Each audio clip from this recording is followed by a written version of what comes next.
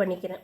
Next பார்த்தீங்க அப்படின்னா 1 போட்டுக்கலாம். 2 பார்த்தீங்க அப்படின்னா ஸ்க்ரீன் டைமை வந்து நான் வந்து லெஸ் பண்ணணும்னு ஆசைப்பட்றேன். இவ்வளோ ஆக்கணும் அப்படின்னலாம் இது பண்ணல. ஸ்க்ரீன் டைம் வந்து லெஸ் டைமாக பண்ணணும்னு ஆசைப்பட்றேன். ஸோ நெக்ஸ்ட்டு பார்த்தீங்க அப்படின்னா லெஸ் ஆயில் மீன்ஸ் ஃப்ரைடு ஐட்டமெல்லாம் இல்லாமல் ஃப்ரைடு ஐட்டமெல்லாம் லெஸ்ஸாக இது பண்ணணுன்னு ஆசைப்பட்றேன். அப்புறம் பார்த்தீங்க அப்படின்னா லெஸ் சுகர் ரொம்ப அதிகமாக உடனேலாம் நம்ம எல்லாத்தையும் ஸ்டாப் பண்ண முடியாதுல்ல. ஸோ லெஸ் சுகர் வந்து நான் ஆட் பண்ணுறேன்.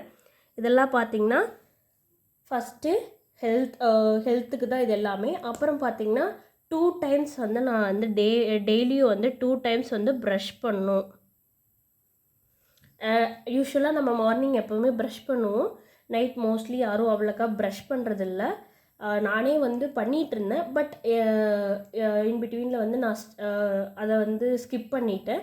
ஸோ இப்போ இருந்து அதை நான் வந்து கண்டினியூவாக பண்ணணும்னு ஆசைப்பட்றேன். ஸோ இன்றைக்கி த டேட் பார்த்திங்க அப்படின்னா 14th ஜூன் 14 இன்றைக்கி வந்து நம்ம ஃபஸ்ட் டே. இதிலேருந்து ஜூன் 14 மட்டும் ஆட் பண்ணிவிட்டு 1 போட்டுக்கலாம். அப்புறம் டேட் 2 3 4 5 இதில் நான் என்ன பண்ணேன் அப்படின்னா இது இன்றைக்கி பண்ணேன். ஆனால் 5 மினிட்ஸ் பிஃபோர் தான் எந்திரிச்சு முடிஞ்சுது. ஃபுல்லாக 10 மினிட்ஸ் பிஃபோர் நான் எந்திரிக்கலை. 5 மினிட்ஸ் எந்திரிக்கணும்னு நினச்சிட்டு அப்படியே எந்திரிச்சிட்டேன். அது ஸ்க்ரீன் டைம் வந்து நான் இன்னும் இன்றைக்கி கொஞ்சம் லெஸ்ஸாக தான் பார்த்துருக்கேன். பட் எவ்வளோ ஸ்க்ரீன் டைம்ங்கிறதையும் நான் ஆட் பண்ணிடுறேன்.